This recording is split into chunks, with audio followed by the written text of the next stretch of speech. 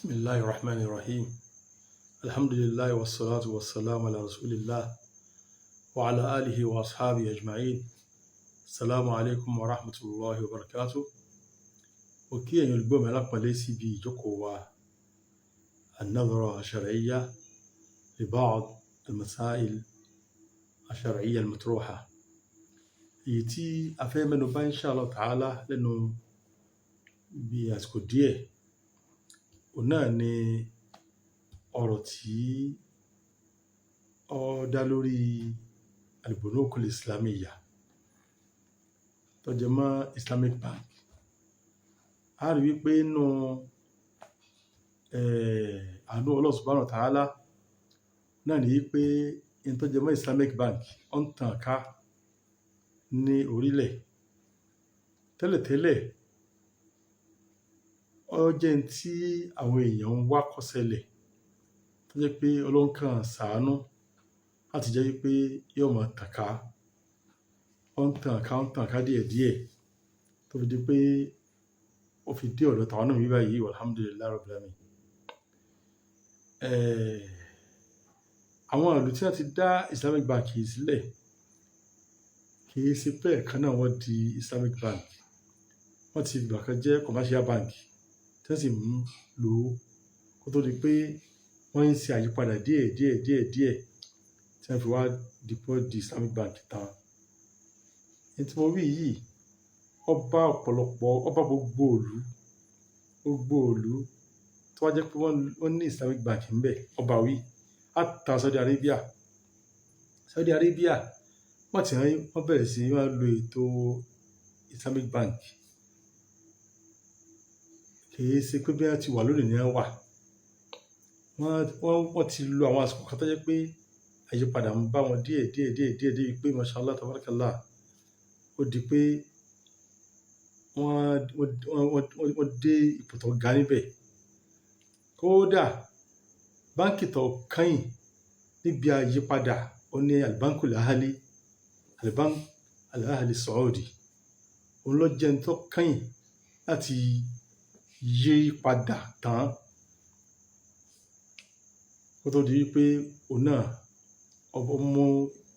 ojú ọ̀nà àwọn yòókù náà bákan náà. Ó jẹ́ pé ní Saudi Arabia lónìí a sọ pé gbogbo báńkì tí wọ́n wà ní Saudi Arabia òun ni ó jẹ́ Islamic Bank bó ti rí gẹ́rẹ́ yẹn sọ, torí wípé gbogbo kọ̀ọ̀kan ni wọ́n ní ẹni tí wọ́n ń pè ní hay'atu shar'iyya, wọ́n ní àwọn ìgbìmọ̀ tó jẹ́ pé wọ́n máa rí sí in tí bá ń lọ ní àwọn inú báńkì náà. Ẹni gbọ́dọ̀ alápọ̀nlé tó jẹ́ pé bọ́rọ̀ tí wàá rí ní Saudi Arabia nìyí bó ti rí ní ọ̀pọ̀lọpọ̀ àwọn àyè náà ni ìta ń sọ yìí, torí pé kálukú ń ṣọ́ra fún tó jẹ mọ́rọ̀ rìbá. Ẹ bá sì ń bá commercial bank ṣe àṣepọ̀ ní tó jẹ mọ́rọ̀ rìbá kò ní lè ṣọ́ra ń bẹ̀. Ló fi jẹ́ wípé àwọn ìlú yìí wọ́n wọ̀nà kọjá wípé àwọn ó yí padà. Gbogbo àwọn ìlú wá di pé wọ́n ní Islamic Bank ní inú ètò báńkì tí wọ́n ń bá lọ. Ọlọ́run fi wá ní kí dáadáa yìí ò dé ọ̀dọ̀ wa náà ní ilẹ̀ Nàìjíríà tó wá di pé àwọn àti ń gbọ́ pé báńkì báyìí ń bẹ tó jẹ́ pé ó ń lo ètò ìlànà Islam, ó ń lo ìlànà ṣẹ̀ríà Islam. Ọmọ ìyá mi tí báńkì kan bá wà ní Nàìjíríà bí báyìí tó lóun lo ìlànà Islam, ìlànà ṣẹ̀ríà Islam láti máa fi bá ètò báńkì lọ kò lè wà lásán, àfi kó jẹ́ pé yóò wà lábẹ́ ìgbìmọ̀, yóò wà ní abẹ́ CBN yóò fọwọ́ sí. CBN jẹ́ àfáà ni àbẹ̀jẹ́ oníṣẹ̀ríà. CBN wọ́n ní àwọn ìgbìmọ̀ kan tó jẹ́ pé in tó jẹ mọ́rọ̀ pẹ́nìkan ó dá prógámù yìí sílẹ̀ òun làwọn wà fún tiwọn. Gbogbo ètò tí ń bẹ ní Islamic Bank náà pé ibìkan wọ́n lo òfin ṣẹ̀ríà Islam ń bẹ o, níbi wọ́n lo ètò ìtọ́jẹmọ́rọ̀ ṣẹ̀ríà Islam nínú báńkì kan. Àwọn ìgbìmọ̀ yìí ni wọ́n rí sí pátá torí pé wọ́n ti ṣe lófin fún gbogbo bá fẹ́ dá Islamic Bank sílẹ̀ wípé ó gbọ́dọ̀ ní àwọn ìgbìmọ̀ tí wọ́n máa rí sí ètò ìgbìmọ̀ ṣẹ̀ríà tí wọ́n máa rí sí ètò tí wọ́n ń ṣe ń bẹ̀ ṣé ó bá ìlànà ṣẹ̀ríà Islam mu. Àwọn tí ẹ̀kọ́ náà níbi tó jẹ mọ́ ti CBN àwọn ìgbìmọ̀ tí wọ́n wà ń bẹ̀ tí wọ́n rí sí gbogbo tó jẹ mọ́rọ̀ Islamic Bank pátá ètò tí ń lọ ń bẹ̀ tí wọ́n mọ tí ń lọ ń bẹ̀ tí wọ́n mọ gbogbo ètò bẹ̀ tí wọ́n sì ń wọ́n àti mọ kíni tí ń lọ kíni wàhálà tí ń dojú kọ wọ́n àwọn ni wọ́n ń pè ní phrase wọ́n wà lábẹ́ CBN tí àwọn àfáà wa Professor Abdulrasaq Abdulmajid Alaro tí wọ́n jẹ́ kan bẹ̀ àwọn yòókù àti jẹ́ bí àwọn ìgbìmọ̀ yòókù ní ilẹ̀ Haúsá ni wọ́n tí wọ́n sì àwọn ìgbìmọ̀ yìí wọ́n àwọn tẹ̀ ti dákọ̀ àwọn professor wa láti mọ̀ pé àwọn tí bẹ́ẹ̀ ń bẹ̀ wọ́n yẹ ṣe èèyàn lásán wọ́n yẹ ṣe èèyàn kan lásán bíi tọ́jú mọ́rọ̀ yìí pé àwọn tí wọ́n mọ̀ pa nǹkan yìí gẹ́lẹ́ tẹ́ pé wọn ò lè sojú sàjú bí iṣẹ́ yìí òun ni wọ́n yàn síbẹ̀ àwọn tí wọ́n yàn bẹ́ẹ̀ náà gẹ́gẹ́ bí tọ́jú mọ́ àmọ́ náà sẹ́yìn àwọn náà tó wá gbé tó wá ń rí sí gbogbo pé ẹ bá lóun fẹ́ dá Islamic Bank kan lẹ̀ ó gbọ́dọ̀ ní àwọn ìgbìmọ̀ tí yóò jẹ́ pé wọ́n mọ̀ pa ṣẹ̀ríà wọn ò ní dín ní mẹ́ta tí wọ́n iṣẹ́ tí ń bẹ́ẹ̀ nìkan yìí kẹ́ mọ̀ yá mi kéṣeké o wọ́n tó fọwọ́ sí ẹnìkan pé eléyìí máa jẹ́ ìkànnì àwọn ìgbìmọ̀ tí wọ́n máa rí sí abala yìí wọ́n yẹ gbogbo kí ni tí ń bẹ lọ́dọ̀ rẹ̀ kí ni tó kà á ń lọ tí wọ́n fi ṣe pé nǹkan tí ó dángájíá fọ́sẹ̀ ní. ẹ̀mọ̀ ìyá mi ṣe é rí tí a bá ní dá kí ni ètò Islamic Bank kan sílẹ̀ kì í ṣe tí yóò máa jẹ́ ìrújú fún wa mọ́ wọ́n ṣe wípé ó lé ètò wọ́n ti gbé ètò kalẹ̀ fún tó jẹ́ wípé ètò yìí ọba ṣẹ̀ríà Islam mú gẹ́lẹ́ látòkè délẹ̀ tí ò sí àyọdànù ń bẹ̀ wọ́n sì tún ń rọ́jà rẹ̀ àti pé gbogbo àwọn ìgbìyànjú yìí ìgbìyànjú ọmọ èèyàn ni mistake lè ṣẹlẹ̀ wọ́n tún ń yẹ̀wò lóòrèkóòrè bí fatiwa táwọn afá bá ṣe ẹnì kan pé fatiwa tó ń ṣe khalas ó ti parí náà nù àwọn àfọ onímọ̀ èsì bẹ́ẹ̀ wọ́n rò pé ìgbìyànjú yìí ìgbìyànjú tó àti lágbára mọ́ ni ìmọ̀ tó máa lékún ojoojúmọ́ tó máa yẹ̀wò gbòòbà ìpè níbo labadé níbo ni ilé tó kù sí níbo ni bàbá lọ títí wọ́n fi rí pé wọ́n ti bá débi tó dé abáhùn lọ eléyìí ọlá yẹ jí ká tán sí bẹ́ẹ̀ ni wọ́n ń bá àwọn ètò yìí lọ wọ́n sì ń rí sí gbogbo àwọn pírẹ́sì táwọn sọ ìtàlẹ́ àwọn afáwà Professor Lárúbẹ́ náà yìí wọ́n sì ń rí sí gbogbo tí lọ́nu báńkì kọ̀ọ̀kan láwọn tí wọ́n pera wọn ní Islamic Bank pé bóò ni ètò tí ń lọ sí kí ni wàhálà tí ń dojú kọ yín kí ni bó àti fẹ́ kí ni solution tá a fẹ́ wá fún tí òfin jẹ́ pé wàhálà yìí ó tún wà lè bá gbogbo eléyìí ó ń lọ bẹ́ẹ̀ ẹ̀mọ̀ ìyá mi ní ọ̀sẹ̀ tí ó kọjá lọ ní Wednesday tí ó kọjá lọ yàtọ̀ sí ti tàná yìí wọ́n ṣe ìjókòó kan ní Abuja ní CBN tí wọ́n ké sí àwọn tí wọ́n jẹ́ ìgbìmọ̀ ètò ṣẹ̀ríà ní báǹkì kọ̀ọ̀kan ètí wọ́n ṣẹ̀ṣẹ̀ dálẹ̀ ní o tàbí ètí wọ́n ṣẹ̀ṣẹ̀ dálẹ̀ tí wọ́n ti fọwọ́ sí láti wá mọ tí ó ń lọ lọ́dọ̀ wọn àti láti tún lè fún ìdánilẹ́kọ̀ọ́ àwọn ètò tuntun tó jẹ mọ́rọ̀ ṣẹ̀ríà abala tí wọ́n ń ṣe láwọn báǹkì eléyìí ọmọ ìyá mi ó jẹ́ ìgbìyànjú tí ó lágbára ní kẹ́kẹ́ yìí náà alhamdulillah mi wọ́n ní kí n ní ìpín láti wà níbẹ̀ ní abẹ́ Hayat Trust Bank tí wọ́n ṣẹ̀ṣẹ̀ dálẹ̀ ní Ìjẹ̀bú tí mo tẹ̀lé ọ̀gá wa Sàrátì Dr. Asif Abdulaziz lọ sí ibẹ̀ ọmọ ìyá mi ṣe rí ìjókòó àlùbáríkà ni tó sì kún fún àwọn ẹ̀kọ́ tó pọ̀ pé yóò padà tó máa jẹ́ ẹ̀kọ́ fún yàn pé ìmọ̀ ojú ọ̀nà ìfẹ́ ọ̀fọ́kọ̀ kulli dhi ilmin alim bí ẹ̀ tí wulẹ̀ ó pé òun gbìyànjú kan lábala kan tó wá tó rí wá tó débi ọ̀dọ̀ àwọn tí wọ́n tó jẹ́ onímọ̀ yóò rí pé ní tóun pòun káàkùn kò sí déédéé bàtẹ́ ẹsẹ̀ àwọn ẹni báyìí ẹmọ ìyá mi ní tí mo kìlọ̀ ni pé ní tó jẹ mọ́rọ̀ alimaliya islamiyya, àwọn tí wọ́n ní àkólé àsí wọ́n ní àkólé àsí dáadáa nítorí mọ́rọ̀ owó níbàámu ọ̀nà ṣẹ̀ríà Islam. Àwọn tí wọ́n ní àkólé àsí gan-an.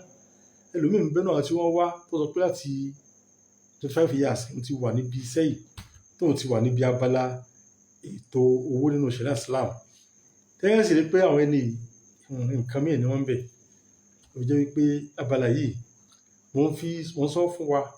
àwọn tá a jẹ́ ọmọ ìyá wa ní Islam wípé tí ó bá jẹ́ ìrújú fún wa níbi tó jẹ́ mọ́rọ̀ owó àbí tó jẹ́ mọ́rọ̀ báńkì àbí tó jẹ́ mọ́rọ̀ àwọn Islamic bank mọ̀ bẹ́ẹ̀ ló bá wo ìntọ́ jẹ́ àpọ́nlé fáàfáà òun ni kọ́ wádìí lọ́dọ̀ àti ẹ̀ bá jẹ́ tọ́rọ̀ jẹ mọ́ pé nǹkan báyìí kí ni wọ́n rí sí. Ìyẹn lè jẹ́ àfáà tí ó mọ ṣẹ̀ríà àmọ́ abala tó jẹ́ mọ́ màlíyà ó lè mọ́ jìnlẹ̀ ń bẹ̀, ó lè mọ́ iye sí eléyìí sí àléébù tó pé ìsálì mọ́ gbọ̀n kátá. Ló fi jẹ́ pé àwọn abala yìí ẹmọ ìyá mi ká mọ́ tàbá ń gbọ́ pé àwọn kan ṣẹlẹ̀ ní ìtọ́jú mọ́rọ̀ ọ̀rọ̀ owó ká bí àwọn tọ́rọ̀ yé léèrè pẹ́lẹ́pẹ́ ẹjọ́ wọ́n ní pé nǹkan báyìí ó ṣẹlẹ̀ kí ni ìdájọ́ rẹ̀ bóòlù ti jẹ́ pé wọ́n báyìí eléyìí yóò ràn yẹn lọ́wọ́ láti jẹ́ pé ẹni tó jẹ́ àfáà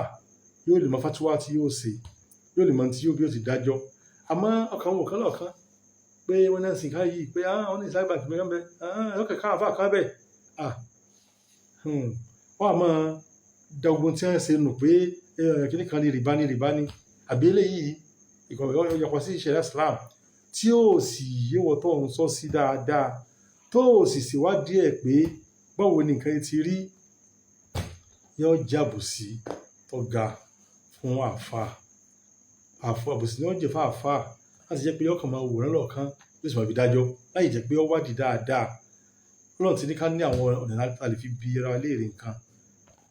Àwọn tá a kà lẹ́yìn ìsìnbáyìí ní èsì tí ìbá lọ pẹ́ gbà wọ́n ní nǹkan báyìí ìbúrò ti ṣe jẹ́ sọ́lọ bẹ́ẹ̀ bí wọ́n ṣàlàyé ẹ̀ tí ó sì ìrújú ó sì kú ò. Láti jẹ́ pé nìkan bá ní ẹ̀rí kan lórí nǹkan tó bá dúró lórí pé àní nǹkan yìí ọ̀dá táwọn kan sì ń sọpọ̀ dáa kó ṣàlàyé ẹ̀ kò yé dáadáa pé nǹkan yìí ìlànà rẹ̀ oníbàbà gẹ́gẹ́ bó ti yé mi mọ pẹ̀lú àwọn ẹ̀rí báyìí eléyìí ni mọ̀. Àmọ́ kí ẹ̀ka pé kí nǹkan ọ̀dá lásán láì ṣàlàyé ẹ̀ yóò mọ̀ kó àléébù bá àfáà yóò mọ̀ kó àbùkù bá tó bá jẹ́ pé nǹkan ìwà jẹ́ pọ́ fẹsẹ̀ rinlẹ̀ tó jẹ́ pé àfọ́ ọkàn fi àìmọ́lẹ̀ ṣèwádìí lọ́dọ̀ àwọn tó yé sí tó fi jẹ́ pé ọkàn fi léhun kó bá ara rẹ̀ lásán ni. Lè jẹ́ àkíyèsí fún gbogbo àwa tá a jẹ́ akẹ́kọ̀ọ́ ìmọ̀ ṣẹ̀ríà pé kí ṣe gbogbo nǹkan lè mọ̀ tán àwọn tó wá rú yẹn lójú níbi táwọn àfáà ká fọwọ́ sí tí wọ́n pọ́ dáa kéèyàn béèrè. Ẹlẹ́ẹ̀kejì kí o sì mọ́ o tó wọ́n fẹ́ pẹ̀lú àkíyèsí pé ẹ mọ́ jẹ́ àmọ́ àwòrán táwọn tí wọ́n jẹ́ ìgbìmọ̀ ṣẹ̀ríà àwòrán táwọn gan faramọ́ lọ́dọ̀ tiwọn ẹ mọ́ jẹ́ ọ̀jẹ́ pé láàmú dìmọ̀ pé eléyìí àwòrán tí wọ́n ṣe ní àwọn Islamic bank inú ṣé kí lẹ́nu wá dáa bí tó fáwọn gan faramọ́ kí wọ́n ṣe báńkì gan tó jẹ́ Islamic bank gidi ọ̀gbọ́dọ̀ ṣerú ẹ̀ àwọn àgbọ̀ àmọ́ fi ṣe fatiwa àfi àdàgbogbo báńkì nù àfi àdàgbogbo Islamic bank nù eléyìí kò pọ́n àfáà lè mọ́rọ̀ gbọ́ àwọn fáà táwọn ń ṣerú ẹ̀ dàpọ̀ ẹ̀jọ́ jẹ́ ká pààyàn Ọlọ́run káwádìí dáadáa tí ọba yí wa káwádìí dáadáa Islamic bank Nàìjíríà bí kèé ṣeré ó sì fẹsẹ̀ rìn dáadáa kò sí tó burú bí pé àwọn kan ṣe bẹ̀rẹ̀ wọn ò tí ì yí padà tán gbogbo àwọn ti Saudi Arabia náà wọn ò yí padà lẹ́ẹ̀kan náà díẹ̀ náà bá náà ni wọ́n mọ̀ sọ pé jọ́ta bá gùn káàkọ́rùn yọ àtìmọ́lẹ̀ láti jọ yìí ó tọ́ sí pé àwọn nǹkan yìí àwọn ká súnmọ́ àwọn ẹni yìí ká súnmọ́ wọn àwọn táwọn bá ní kọ́ pé bóyá ìpínlẹ̀ yìí wá sí táwọn bá ń sin nǹkan tí ò da ìmí tí ń jẹ́ àǹfààní àfọ onímọ̀ náà nu ká lè sí àwọn nǹkan ìpínlẹ̀ ilé yìí òyì sí àwọn náà fi ràn wọ́n lọ́wọ́ ni ju ká káàkiri pé ajá ṣe kí àtàrà ni wọn àti àwọn ní commercial bank tí wọ́n kàn gba rìbá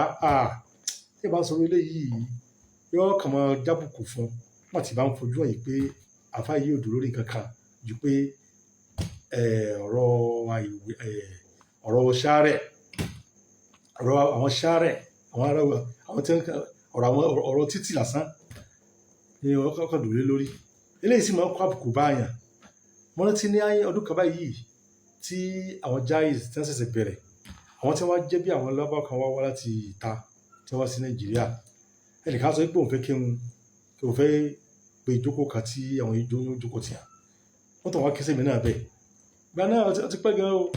nítorí mọ̀rọ̀ kìíní àti alhamdulillah àkọlé ẹ̀ ò tí ì sí mbẹ̀ tó báyìí gbà náà. Ní ọba ní pé ká máa sọ̀rọ̀ pé kí ni tí a rí sí Islamic Bank ní Nàìjíríà kíkan. Àwọn ọ̀rọ̀ kan bẹ táwọn èèyàn máa ń sọ ní ìbá sì sọ pé Islamic Bank wo tẹ́kàn kí ni yàtọ̀ láàrin Islamic Bank àti commercial bank bí bákan náà jọ ní kíkan. Wọ́n tó ń tọ̀ wá báyìí ní dúró àwọn táwọn sọ yìí ọ̀rọ̀ títì ni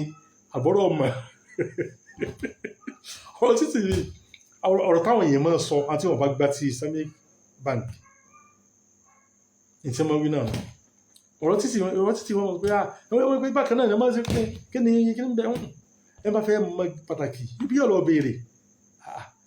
bó ẹ̀ ti ń ṣe àwọn abala ìbò ló ti jẹ́ ó sì sọ ìlànà tó yíwọ́ sí ti ẹ̀ bá ń lọ gbà eléyìí kò lọ onípẹ̀lú àbálá báyìí wọ́n sì sàǹfààní ń bẹ̀ ẹnìkan ìkú mọ̀ tán